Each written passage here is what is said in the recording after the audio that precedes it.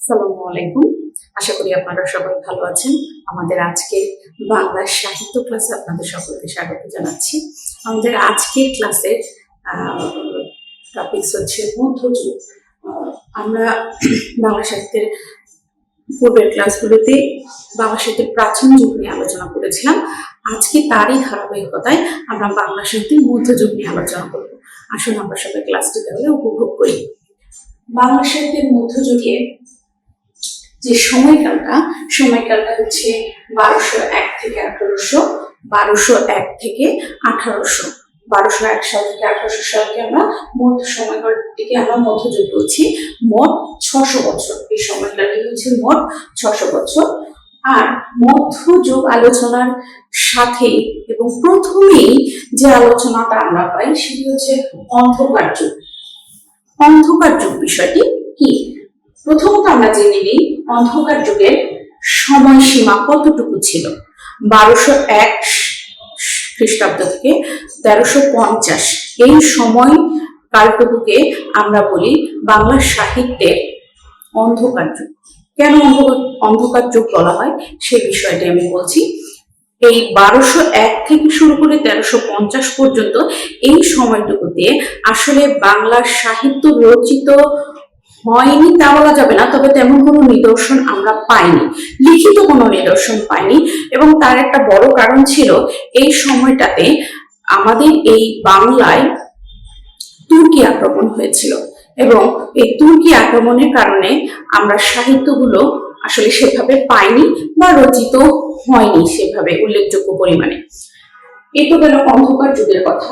এরপরে মধ্যযুগ, বাংলা সাহিত্যের মধ্যযুগ আলোচনার একটি বিষয় আলোচনা না করলেই নয় বা একটি ব্যক্তির নাম না বললেই নয়, তিনি হচ্ছেন শ্রী চৈতন্যদেব। শ্রী চৈতন্যদেব তিনি ছিলেন মূলত মধ্যযুগের একজন ধর্মপ্রচারক। এই শ্রী চৈতন্য দেবের জীবনকে কেন্দ্র করে বা ধর্মপ্রচারকে কেন্দ্র করে কতগুলো সাহিত্য রচিত হয়েছিল মধ্যযুগে। এই জন্য তার এই জীবন সময়টা, তার জন্মের পূর্ববর্তী এবং পরবর্তী সময়কাল সহ এই সময়টাকে মোট তিনটি ভাগে ভাগ করা হয়। একটা হচ্ছে প্রাক চৈতন্য যুগ, তার জন্মের পূর্বে বা ধর্মপ্রচারের পূর্বে, সেই সময়টা হচ্ছে 1201 থেকে 1500 সাল, 1201 থেকে 1500। এবং চৈতন্যের জন্মের পর এবং তিনি ধর্মপ্রচার যে করছেন সেই সময়টা কে বলা হচ্ছে চৈতন্য যুগ। এবং সেই সময়টাকে সালটা হচ্ছে 1501 থেকে 1600 সাল, 1501 থেকে 1600 সাল। এবং চৈতন্য পরবর্তী যে যুগটা সময়টা, সেই সময়টা হচ্ছে তার মৃত্যুর পরে এবং ধর্মপ্রচার মানে শেষ হওয়ার পরে যে সময়টা, সেটা হচ্ছে 1601 থেকে 1800, 1601 থেকে 1800 সাল। এই শ্রী চৈতন্য দেবের ধর্মপ্রচারকে কেন্দ্র করে মূলত কতগুলো সাহিত্য রচিত হয়েছিল। এই জন্য আমরা মধ্যযুগে শ্রী চৈতন্য দেবের এই প্রাক চৈতন্য, চৈতন্য এবং চৈতন্য পরবর্তী সময়টা একটু মনে রাখবো, কারণ আমাদের কম্পিটিটিভ পরীক্ষায় শ্রী চৈতন্য, বাংলা সাহিত্যের মধ্যযুগ থেকে শ্রী চৈতন্য দেবের জীবনের যে এগুলো সেগুলো কিন্তু প্রায় আসে এবং আমরা দেখি। মধ্যযুগে সাহিত্যের বৈশিষ্ট্য, কিছু বৈশিষ্ট্য ছিল, এগুলো আমাদের একটু মনে রাখতে হবে। যেমন পরীক্ষা অনেক সময় আসে যে মধ্যযুগের সাহিত্যের বৈশিষ্ট্য নিচের কোনটি মধ্যযুগের সাহিত্যের বৈশিষ্ট্য। তো প্রথম বৈশিষ্ট্যটি সেটি হচ্ছে স্বপ্নাদেশ। তার মানে মধ্যযুগে যে কবিরা মধ্যযুগে যে কবিরা সাহিত্য রচনা করত, আমি একটি কথা সংক্ষেপে বলে রাখি ছোট করে। মধ্যযুগের যে সাহিত্য লিখিত নিদর্শন বা লিখিত সাহিত্যগুলো পাওয়া গিয়েছিল, সেগুলো সবগুলোই ছিল মূলত কবিতায়, মানে কাব্য বা কবিতার ভাষায় রচিত। তো কবিরা স্বপ্নে আদিষ্ট হতেন কাব্য রচনার জন্য বা সাহিত্য রচনার জন্য, এটা ছিল মধ্যযুগের সাহিত্যের একটি অন্যতম বৈশিষ্ট্য। এরপরে দেব দেবী আরাধনা। মধ্যযুগের সাহিত্যের অন্যতম একটি বৈশিষ্ট্য হচ্ছে তাদের সাহিত্যে দেবদেবীর আরাধনা বা দেবদেবীর গুণগান বা এরকম কিছু পাওয়া যায়। তারপরে যেটা সেটা হচ্ছে যে ধর্ম নির্ভর অলৌকিক কাহিনী, ধর্ম নির্ভর অলৌকিক কাহিনী। বিশেষ করে আমরা মঙ্গল কাব্যগুলোতে বা এই ধরনের যে রচনাগুলো ছিল মধ্যযুগে সেগুলোতে কিন্তু আমরা দেখি দেবদেবীর আরাধনাও দেখতে পাই এবং কিছু অলৌকিক কাহিনীও, ধর্ম নির্ভর অলৌকিক কাহিনীও দেখতে পাই। এবং রাজাদের স্তুতি বা প্রশংসা বলা যায়। হ্যাঁ, এই বা প্রশংসা আমরা কিন্তু এই সাহিত্যগুলোতে দেখতে পাই।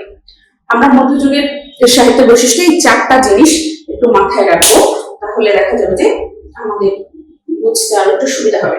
এরপর আসি মধ্যযুগে যে সাহিত্যের মানে যে সাহিত্যগুলো রচিত হয়েছিল তাদের মধ্যে উল্লেখযোগ্য সাহিত্য কি কি।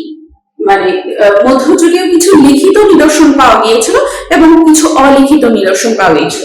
এই মধ্যযুগের লিখিত নিদর্শন বা লিখিত সাহিত্যের মধ্যে কি কি রয়েছে মধ্যযুগের, আমি একটু লিখি।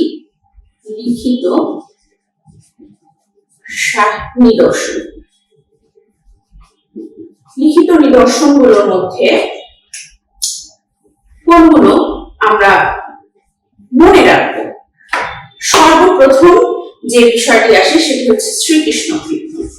শ্রীকৃষ্ণ কীর্তন নামগুলো মনে রাখা জরুরি। অনেক সময় আসে যে নিচের কোনটি মধ্যযুগের সাহিত্য। তারপরে যেটি আসবে সেটি হচ্ছে বৈষ্ণব পদাবলী। বৈষ্ণব পদাবলী। এরপরে যেটির নাম উল্লেখযোগ্য সেটি হচ্ছে মঙ্গল কাব্য। কিছুক্ষণ আগে আমি বলছিলাম মঙ্গল কাব্যের কথা, আমরা ধারাবাহিকভাবে এগুলো আলোচনা করব।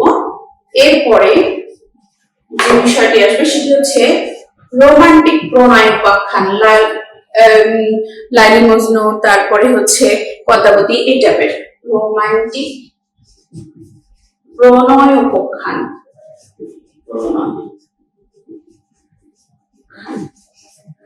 এরপর যেটি আসবে সেটি হচ্ছে অনুবাদ সাহিত্য।